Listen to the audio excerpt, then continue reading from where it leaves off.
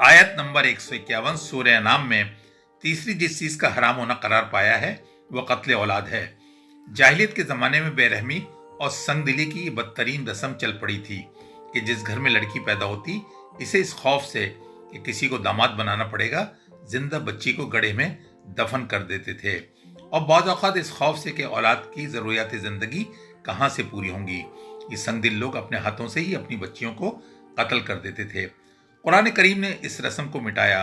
औलाद को खाना खिलाने की जिम्मेदारी और रिस्क मुहैया करने की असल जिम्मेदारी तुम्हारी नहीं, ये काम बराह रास्त अल्लाह ताला का है। तुम खुद भी अपने रिस्क के लिए अल्लाह ताला के ही मोहताज हो। वो नवाजता है तो तुम अपनी औलाद को पालते हो। अगर वो अपना हाथ रोक दे तो तुम्हारी क्या मजाल कि एक दाना गेहूं या चावल का तुम खुद पैदा कर लो। ये तो सब उसी कादिर मुतलक की कुदरत और हिकमत के करिश्मे हैं।